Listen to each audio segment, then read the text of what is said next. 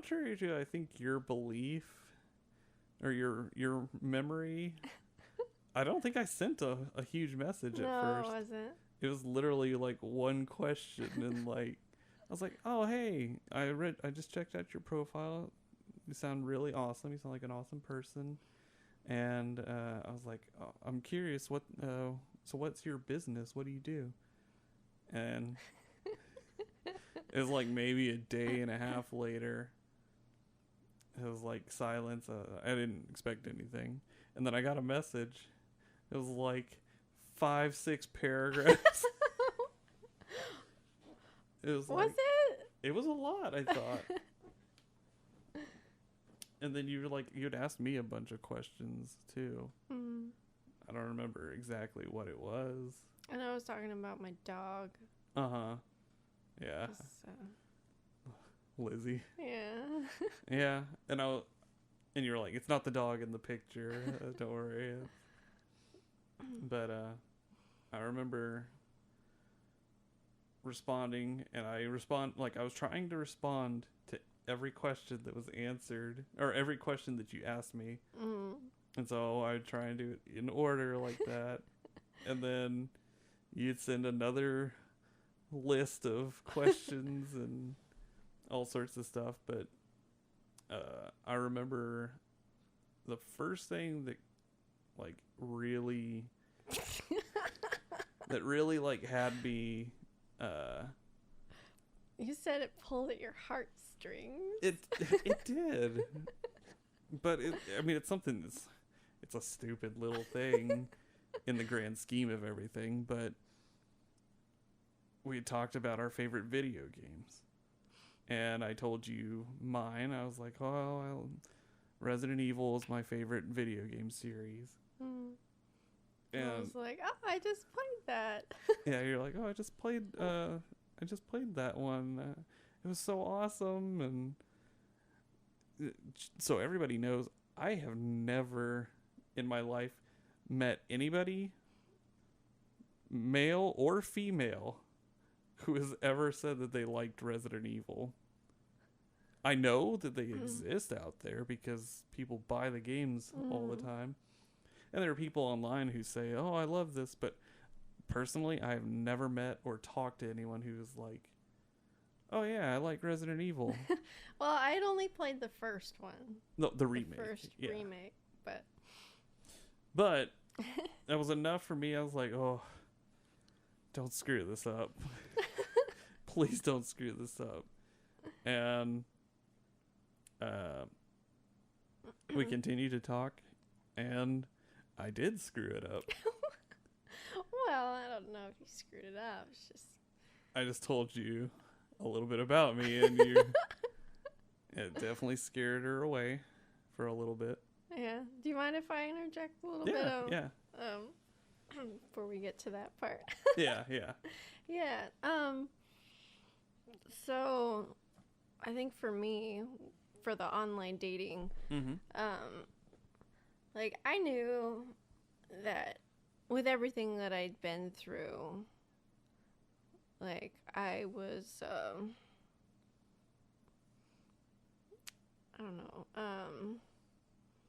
hardened. Not hardened, emotionally vulnerable, I guess I would say. Yeah.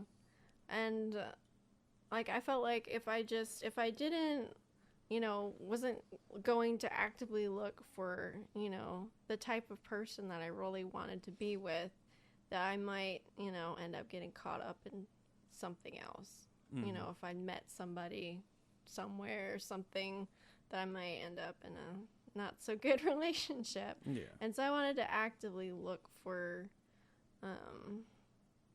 the right person. Yeah.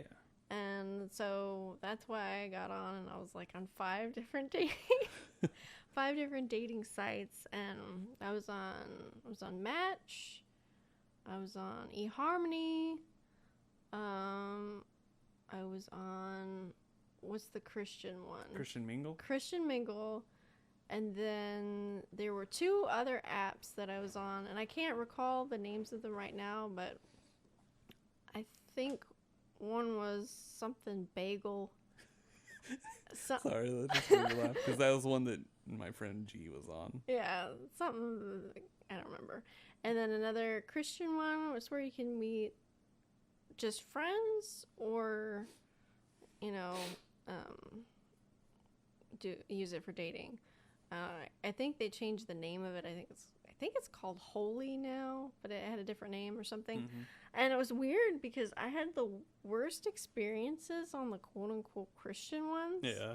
Like the most creepy people were on Christian Mingle. Yeah. Yeah, because there were guys on there that were like, you know, my age. Mm-hmm. They were in their 30s, but they were only, you can see their like search parameters, what they were looking for. And most of them were like looking for 18 to like 25-year-olds. Wow. And that was like really creepy to me. Wow. So there was that. And then eHarmony didn't really work at all for me. This podcast brought to you by Christian Mingle. Just kidding. Yeah, it didn't work at all. I couldn't find anybody on there. And then, so Match was really the best one, especially for like local people. Yeah. Because there was a lot of people on there. I know this isn't an advertisement. Yeah, no. It just happened to work for us. Yeah, it just happened to work. And, you know, I had the opposite experience that you did. Because, like, as soon as I signed up on there, I had, like, 99 messages. And I think you can only have 99. And you can't see anymore unless you delete them. So I was like, you know, trying to clean out your mailbox every day. Wow. But, Truly an act of God that got us to... But, it was just really surprising, just hard to find somebody on there, too. Either people didn't write anything on their profiles. Yeah. There's, like nothing. And then there were profiles that looked really fake. And I was like, okay, these aren't real people. And then there was people who sent me super long messages. And I was like, I don't know how I feel about this. Like, you know, I appreciate the effort, but I don't know. And yours, I actually was really excited about yours when I read your profile. I was like, he seems really genuine, you know, a little bit nerdy.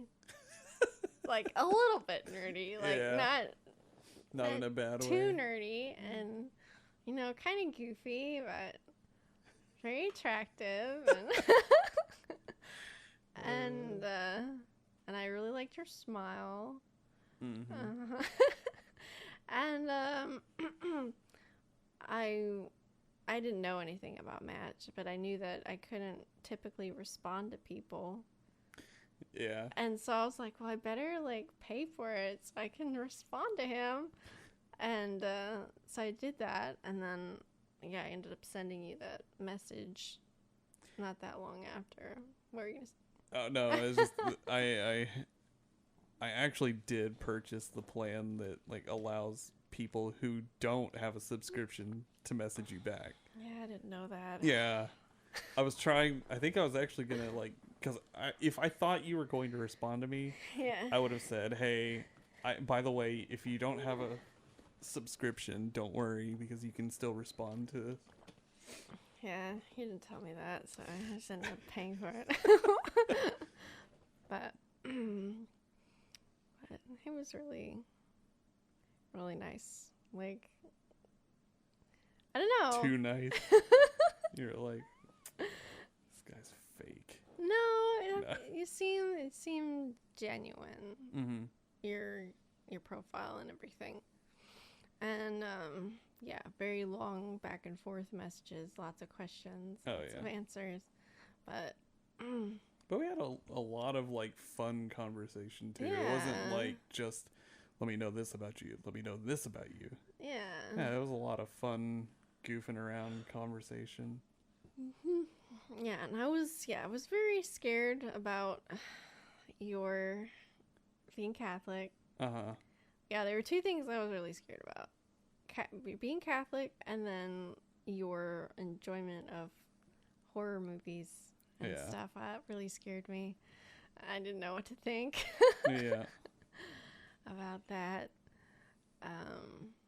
But those were like the two big things. Yeah. Yeah. At first. But it scared you to the point that you told me, hey, so I've been doing a lot of thinking and praying on this, and I don't think that I can continue to talk with you or be, was it associated with? I don't think that was the wording, but it was no, like, I don't think that I can continue to like talk to you. And I was like really bummed, and I was like, crap. And I was like, well, I'm sorry that you feel that way, and it sucks because I really enjoyed talking with you, and you're a really awesome person, and I was really looking forward to at least getting to be your friend. And I was like, but I will respect your wishes, and I hope that you have better luck. And I think that was pretty much it. Yeah. And then I didn't respond. I didn't say anything to you. I didn't really see anybody on Match. I was just kind of like, And what, a week? Yeah. I would really appreciate it that you respected, you know, what I'd asked for. That's not typically the response that I had experienced in the past in other relationships. But I had thought about it and prayed about it that whole week, and I was just like, I just felt very strongly that I had to give it a chance and at least talk to you about it, and not just, you know, cut you out because it scared me. And so I was like, I reached out to you. I was like, I miss you. And Yeah. and I was talking to you, and I think I sent you like a super long message about like my thoughts about stuff and how I felt, and we've had numerous conversations on on this topic even since then. But yeah, I've cut out horror movies in my life, which, at least for the time being. Yeah.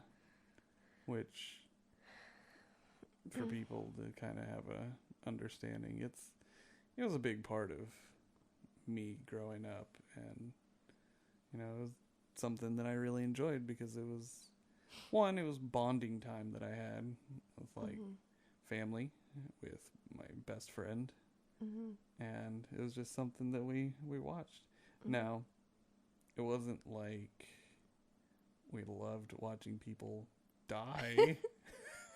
It was just, they were movies that we just had fun watching, and a lot of it now is just like nostalgia. But I've cut it out of my life. I don't watch anything.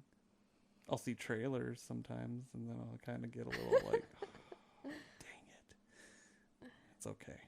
Yeah. It was a real struggle for me to even, like, it was hard for me because I didn't want to ask you. Yeah.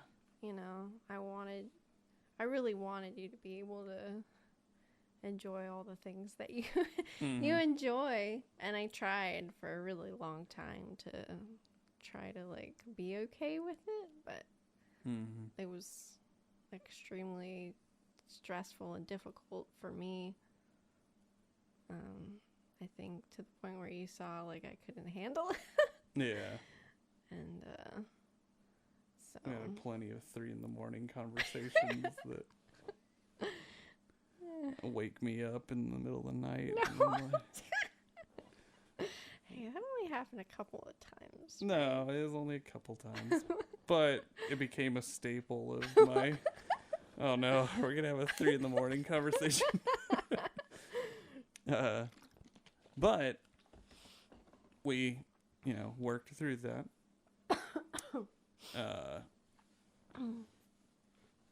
We've continued to work through all sorts of things, but it really hasn't slowed us down a whole lot.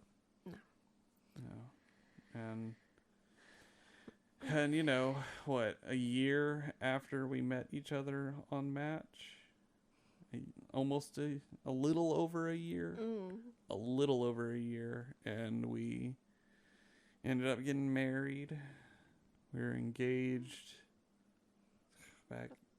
Yeah, for about 4.5 months, 4.5 or 5 months. Yeah. And a lot of people were like, "Well, that's really fast." It's really fast. Yeah, we spent a lot of time together, though. We did. Thankfully, because of my job, I work 7 days on, 7 days off. I have a full week off, so like every other week, it's like, hey, let's spend as much time together as possible. Well, because Laura was still technically going through the divorce and everything. Yeah. And we withheld a lot too. We didn't hold hands.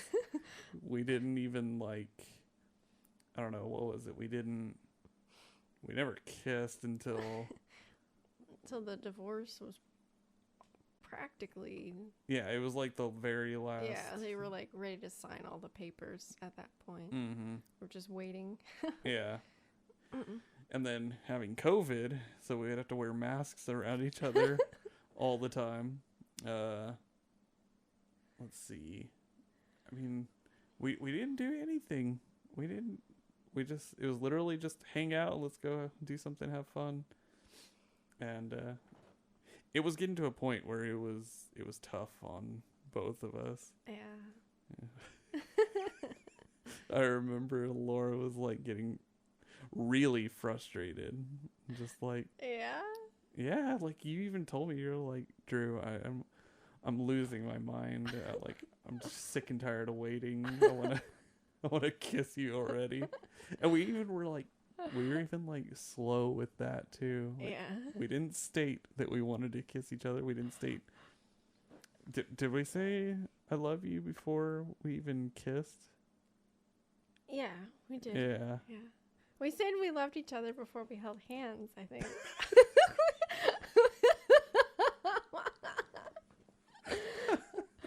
That's we true. were really trying to just do the right thing, with my divorce still not finalized, and we had a lot of stuff that was typically would be barriers, would just keep people from each other. Your divorce stuff. We had COVID going on. My parents had moved into my house.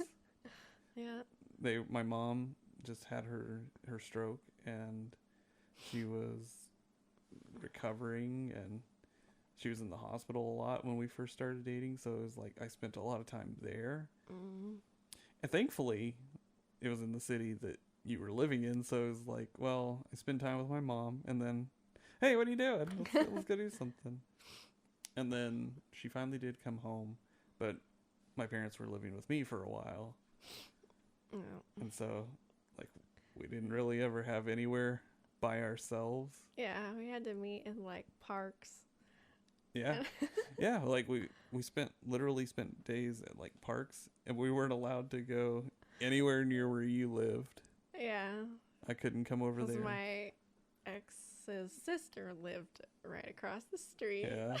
So we didn't want to be seen and cause any type of issues. Yeah, or he cuts back on he's like, oh, well, never mind, I want to change stuff up now. Yeah, and I just didn't want to, rub it in his face. Yeah. The studly silver fox that shows. But, yeah, it was, even with all of the barriers and all the stuff that was trying to hold us back, Mm. It was like it didn't even matter. Like we found our way to do it. Sorry, Laura just yawned. That was the greatest face I've ever seen. Anywho, so a year after we met each other, we got married and immediately went to the one place that you were really, really wanting to go. One place I was really wanting to go. Yeah. France. Oh, France. Yeah, for our honeymoon. Yeah, we went to France. It was great. Had a lot of fun there. We also tortured ourselves because we had to come back. Yeah. We didn't get our croissants. Well, we tortured ourselves by planning way too many things while we were there. Yeah. So we got ourselves so exhausted we got sick. Yeah, we did get sick. But it was amazing, and it seems like pretty much just every day since then it's just been more and more fun, and Laura's grown a lot. I've grown a lot, and it's like we feed off of like each other's paths in a way. Like I wasn't very Bible heavy. My Bible knowledge wasn't very strong, and a lot more of my beliefs came from opening my heart and my ears and listening for God in everything that we do. Where in your past it was a lot more like, well, scripture and you know, church and doing hearing God's voice through that. Yeah. And I'll admit I needed more knowledge of the Bible, because there was also a lot of stuff that like you would talk to me about. I'm like, what? I don't remember that. And so it rekindled a love for God that I had that I just didn't remember, and I'd just been so long without. And so you came into my life and brought that back, and it was very, very, very powerful, and I'm just so grateful for everything. I'm so grateful for you too, and showing me love that I hadn't experienced, you know. And it's like I've said this like a million times, but like I just for a while I was just so confused on like how you could be like, so kind and so loving and just all these things like the Bible talks about that a person is supposed to have as a Christian, and yet I hadn't really experienced that much with a lot of the Christians that I'd been around. So I was like, how is he like everything that these people talk about being without like studying the Bible, and like, you know, like how is he like this? And I was really scared initially with just dating and having to deal with the same types of Christians that I'd had to in the past, and like having to deal with, you know, guys who are like, well, you need to submit to me and I'm the leader. Like meeting Drew and seeing like how different he is from all the other Christians that I've met, because we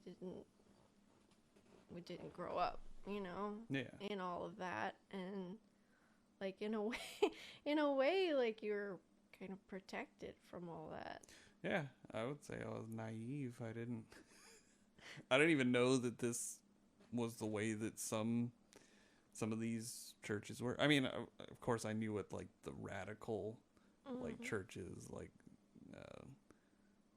what was it, West Bureau Baptist Church, like stuff like that. I knew that existed, like cults like that, but I didn't know just how much, like, and how widespread that it really was.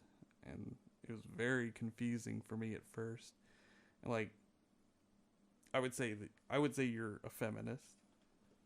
Yeah, I know a lot of Christians view that as a negative thing, but I would say I definitely believe that women are equal, and that women should have the same, religious freedoms in the church to do the things that, men can do too.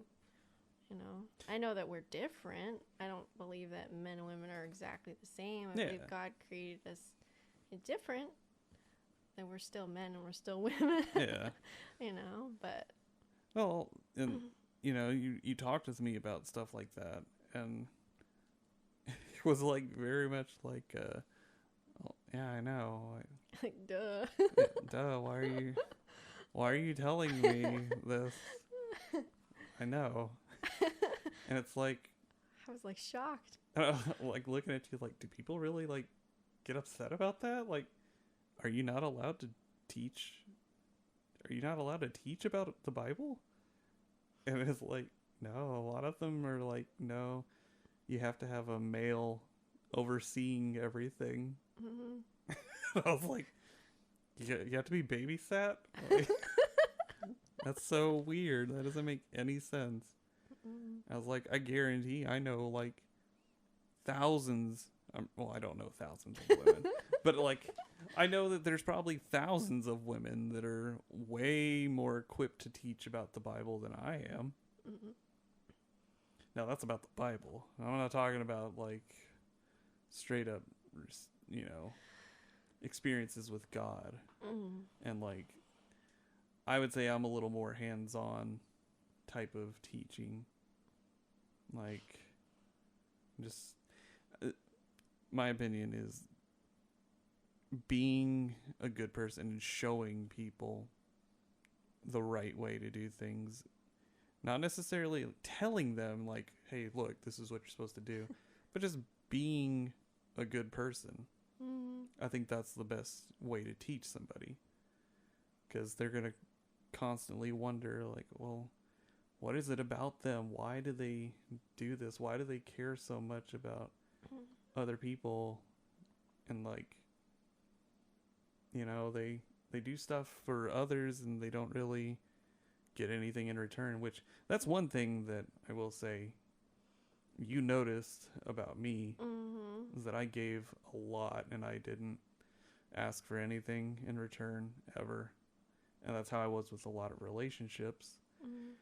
And it would come back to, kind of haunt me later. And I'd be very angry and upset and be like, why won't they do this for me? And I mean, I never asked. So there's that. But you would think that you would see something and be like, oh, well, I see what he's doing. Yeah. I want to return that to him. And that's what you were. It was, you would return what I gave, and I would see what you gave me, and I would return that to you. And so that's how it should be. Yeah. And I really appreciated that with you. Yep. It was wonderful. Well, I think we've gone over by way over. Maybe an hour over. We've got dogs we gotta go take care of. Yeah. Crazy dogs. Hungry puppers. But yeah, we'll go take care of them, and then I don't know, maybe I'll cut this into two. Yeah. 2 episodes, we'll see. But anywho, thanks for listening, everybody. Really appreciate it. I hope that you enjoyed it. Hope that you learned something. be ready for more of these to come out. I'll probably find a better way to cut it down and not go on and on. But hey, you get into conversation and you just gotta keep talking, explore it. There's a lot to share. There is. There's still a lot more to come too. So make sure that you subscribe and you like, comment. Let us know some of your stories and stuff. Let us know about if you guys met on Match or if how your dating experiences went. But we really appreciate it. Like, subscribe, comment. Laura, you got anything you want to add?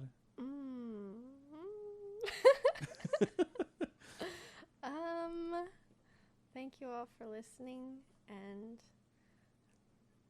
yeah. That's okay.